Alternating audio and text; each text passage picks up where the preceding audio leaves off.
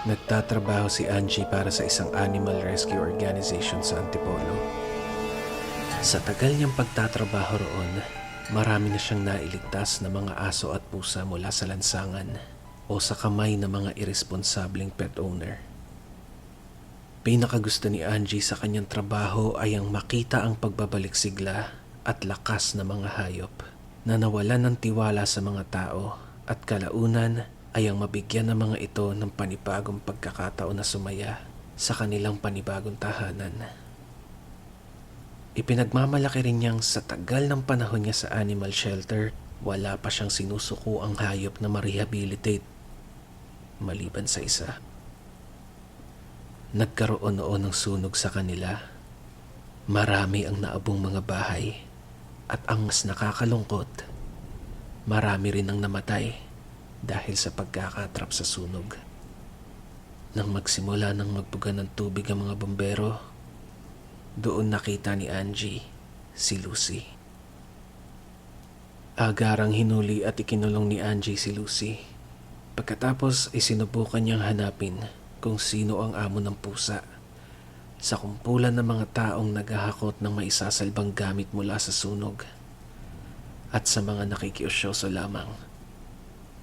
Kalaunan, nagdesisyon si Angie na dalhin sa opisina ang pusa. Makaraang walang umangkin dito. Malusog naman ang pusa pero kinailangan itong gamutin dahil sa mga natamo nitong mga sugat mula sa sunog. Ang problema, hindi maamong pusa si Lucy. Ayaw nitong hinahawakan at mabilis itong mangagat at mangalmot. Nagpatuloy ang ganitong ugali ng pusa sa kabila ng iba't ibang paraang ginawa ni Angie para paamuhin ito. Kabilang na ang pagkupkup niya sa pusa at pagdala nito sa kanyang inuuwian. Makalipas ang isang linggo, nagsimulang makapansin at pakaramdam si Angie na mga kakatuwang bagay sa kanyang bahay. Katulad ng madarat na niyang umaapaw ang lalagyan ng pagkain ng pusa kahit wala namang tao sa bahay niya. O kaya ay ang pagbulong na nanggagaling mula sa salas ng bahay. Pero pagsilip niya ay si Lucy lamang ang kanyang makikita.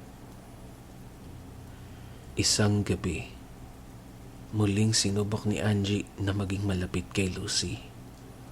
At doon niya naintindihan kung bakit hindi niya mapaamo ang pusa.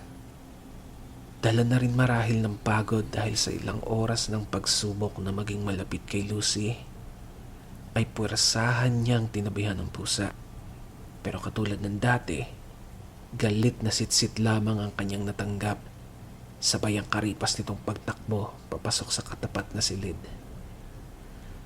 Nagulat na lamang si Angie dahil kasunod ng pagpasok ng pusa sa kwarto, ay bigla na lamang sumara ng pagkalakas-lakas ang pintuan na gawa sa salamin.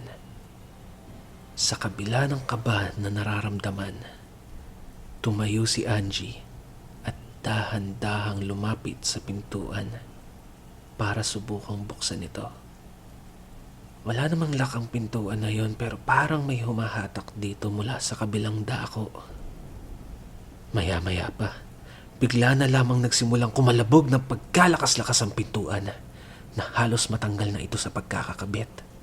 At doon, mula sa kabilang dulo ng kwarto, ay naaninag ni Angie ang isang nilalang na nakatayo at nakatitig sa kanya. Kulay yabo ang suot nitong bestida na sumasayad sa sahig at may bahid ng pagkakasunog. Mahaba ang itim nitong buhok na parang natuyo ng napakainit na apoy. Pero ang hindi makalimutan ni Angie ay ang mga mata nito. Berdeng mga mata na nanlilisik at punong-puno ng galit. Mga matang pusa na parabang sasakmalin siya at kakagatin hanggang lumabas ang dugo mula sa kanyang laman. Walang ano-ano ay bigla na lamang itong sumugod patungo sa kanya at galit na kinalampag ang nakaharang na pintuan. Natumba at napasigaw na lamang sa takot si Angie habang patuloy na kinakalampag ng nilalang sa salamin na pintuan na siyang pumapagitna rito at sa kanya. At pagkatapos, bigla na lamang itong nawala. Tanging si Lucy na lamang ang kanyang nakita sa kabilang dulo ng kwarto na nakaupo habang nakatitig ang mga matatalas at berde nitong mata sa kanya.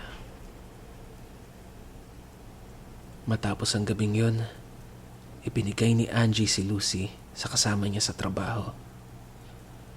Pero makalipas lang ang ilang araw, nalaman ni Angie na nakawala si Lucy mula sa kulungang pinaglagyan sa kanya.